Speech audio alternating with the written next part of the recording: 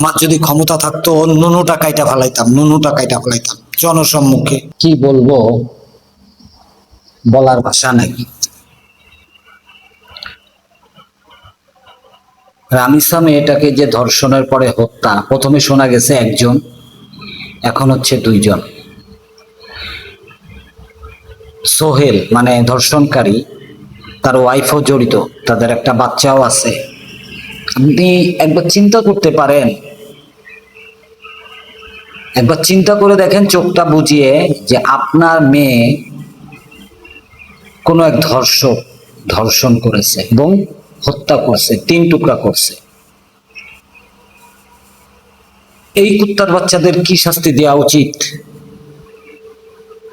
Saudi আরবে ধর্ষণকারীকে জনসম্মুখে শুক্রবারের নামাজের পরে ইট পাথর এবং গুলি এবং কল্লা সাফা, যাকে বলে, এখান থেকে আলাদা করে দেয়া, এইভাবে হত্যা করা হয়।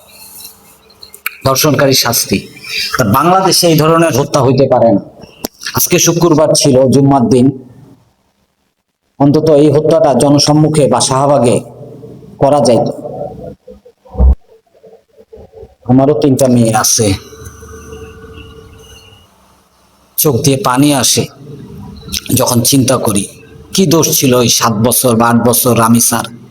সে কি জানতো? আধা ঘন্টা আগে জানতো তার সাথে এই অত্যাচার হতে যাচ্ছে।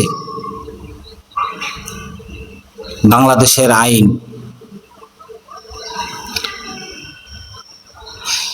সৌদি আরবের আইন বানাইতে হবে ভাই।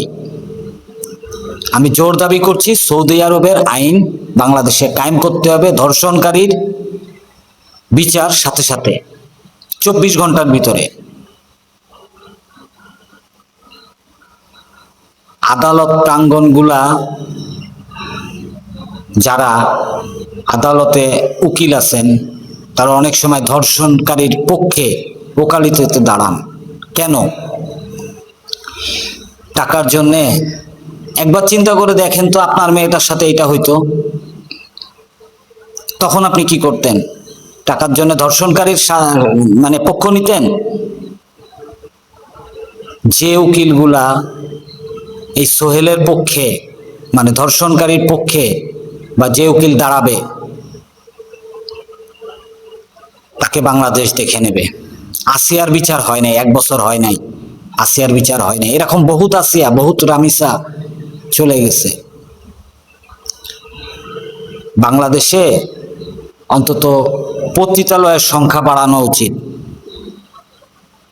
মাঝে মাঝে খবরে শুনি অমুক ফ্ল্যাটে এতগুলা মেয়ে সহ ধরা পড়ছে, মুখে কাপড় দিয়ে, ক্যামেরার সামনে তারা মুখে কাপড় দিয়ে সরে যাচ্ছে, ক্যামেরার সামনে আসতে যাচ্ছে। নো, তারা ক্যামেরার সামনে আসুক, তারা জোর গলায় বলুক আমি পতিতা, এবং মোড়ে মোড়ে করে দিক, যাতে করে এই ধর্ষণকারীরা অন্তত ওই পতিতালয়ে যে এই ছোট বাচ্চাদের হত্যা বা ধর্ষণ থেকে তাদের জানটা যেন মুক্তি পায়। এগুলো করে দেন। বাংলাদেশ সরকারের কাছে আমার অনুরোধ, এগুলা করে দেন, পতিতালয়ের সংখ্যা বাড়ায় দেন। তা না হলে বিচার করেন। আজকে আমার মেয়ের সাথে এটা ঘটলে আমি কি করতাম? 8 বছরের একটা মেয়ে, আমারও 8 বছরের একটা মেয়ে আছে। যখন ভাবি তখন সুস্থ থাকতে পারি না।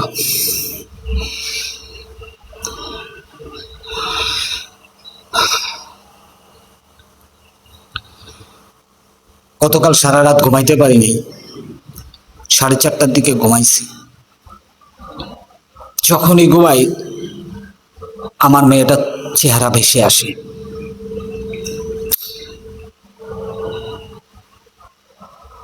ছোটখাটো কন্টেন্ট ক্রিয়েটর, ছোট পরিবার, 3 দিন কোনো ভিডিও দেই না, শুধু এই একটা কারণেই যে রামিসার কিভাবে কি হইল, তার বাপের অবস্থাটা কি, চিন্তা করে দেখেন আপনারা। আমার যদি ক্ষমতা থাকতো নুনুটা কাইটা ফেলাইতাম জনসম্মুখে। ওরে উচিত, শাহবাগে এত কিছু হয়, ওরে পুলিশের কাছে না দেয়া শাহবাগে আইনা জনসম্মুখে ওর সবকিছু কর্তন কইরা, ওরেও 4-5 টুকরা কইরা ছেড়ে দেওয়া উচিত ছিল। এবং বাঙালি তা পারে, কিন্তু প্রশাসনের কাছে আমাদের হাত পা বাঁধা, আইনের কাছে হাত পা বাঁধা।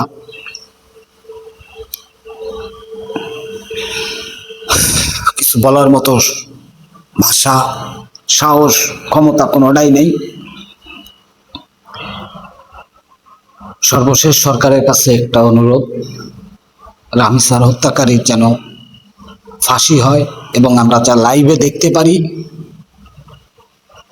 এটাই বলতে চাচ্ছি, আর কিছু না। আপনারা ভালো থাকবেন। আল্লাহ হাফেজ।